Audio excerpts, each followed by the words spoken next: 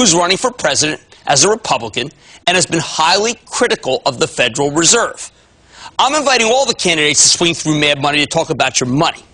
Congressman Paul's position is so important on the Fed, and his method of spreading his message for his campaign is so different from everyone else's that we're thrilled to have him on the show tonight. Welcome, Congressman Paul. Thank you very much. Nice to be with you. Great to have you. Look, one of the things that's changed, and you're changing it, caucuses and kissing babies, they don't cut it anymore on the campaign trail. This is 2007. YouTube is king in so many ways. I never thought we would have so much in common, Congressman Paul, but you and I have struck a chord and become YouTube sensations. And it's about an unlikely topic. It's about the Federal Reserve. And we know even the younger people are into it. Why is it that your message, my message, somewhat critical, absolutely critical of the Fed, is just reaching home to so many young people and actually everyone throughout the country?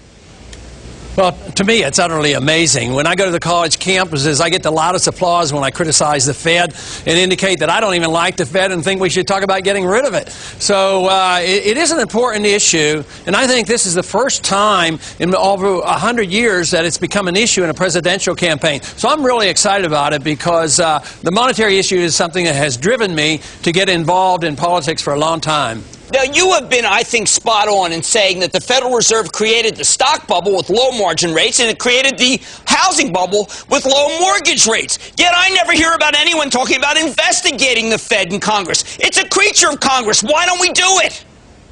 You're absolutely right. That's why I introduce a bill constantly to audit the Federal Reserve. We've created the Federal Reserve, and it has no oversight. We don't even know if they have the gold there anymore. And it's so important, yet there's no oversight. I think it's even more secret than the CIA. So to me, it ought to be open, and the American people ought to know. But unfortunately, the members of Congress don't have much interest or concern or understanding of how the Fed works, so they are totally neglectful. All right, when you screw up, you get voted out of office. When I screw up, they pull my show. When the Federal Reserve screws up, what happens? What they do is they just go back to doing the same thing again, and you never hear it. They hide from the public, and they talk about wonderful things, and they blame somebody else.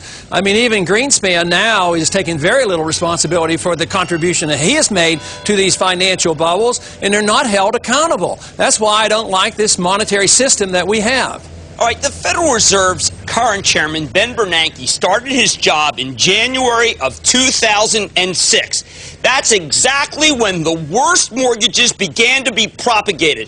Why has our Federal Reserve chairman never addressed? Why did he not see this coming? Why didn't he help us as a country? Well, he didn't see it coming, and he didn't do anything about it. It was coming a long time before that. You know, we had interest rates down to 1%. The overnight rates were down to 1% early in this decade, and that started the ball rolling. That's when the inflation really started. That was creating the bubble, and it just got worse, and it climaxed after 6 and 7, and then, of course, it ended during this year. The last year, there's been total chaos. Do you think they do enough homework? I'm sitting here watching a country where it's possible that 7 million people could lose their homes, and yet they seem to be consumed by tinkering with the LIBOR rate, with 3-month treasuries. Do they not see the bigger picture that you and I see? Well, I think they believe in themselves too much. I don't have that much confidence that any central bank can do what a lot of people expect to do. How do they know what the interest rates would be? The one thing I always hear about the people who critique the Fed is the Fed has too low interest rates or they're too high. But I think the market should be involved. If you believe in free enterprise and capitalism, you should have the market forces determining interest rates. It's the distortion of interest rates by manipulating the money supply that causes these bubbles to form. Why is it that the message that you just talked about, which frankly is a message that I try to get across, but I'm always afraid that no one will listen because, well, let's be honest, a lot of people think is boring. Why is it that people are turning on to YouTube to see you talk about something that everybody else thinks is too boring?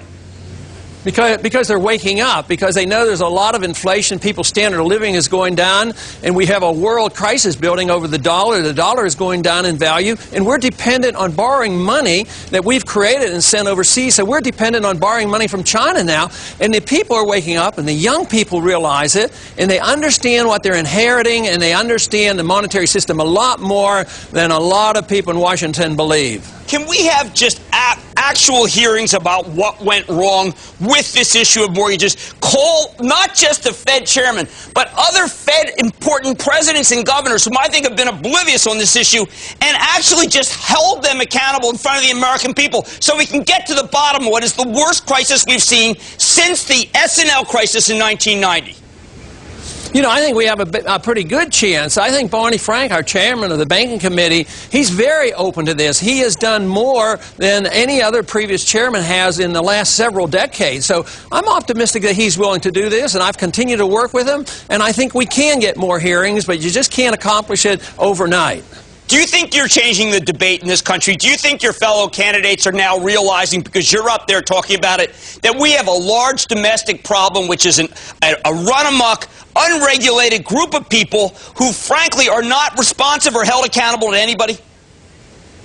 You know, I don't think they've quite heard the message. I think the people at the grassroots level hear it and understand it, but I don't think the other candidates quite get it. I don't think they have an understanding of monetary policy, and if they do, they like the status quo and they like the benefits that come from it. But the members of Congress and our candidates on the platform that I work with, I'm not so sure that they have an interest or an understanding of how the monetary system works. Well, sir, I think you are changing the debate. I think you are creating an atmosphere where we can finally begin to even talk. I'm always afraid, you know, I'm always, until you've given me cover, sir, I always feel like I'm out there by myself criticizing this institution that everybody thinks is like a holy temple, when the reality is these are just men and women like you and me, except for they're making policy with no checks and balances. I wish you the best of luck, sir, with your campaign. You are changing things with what you're saying.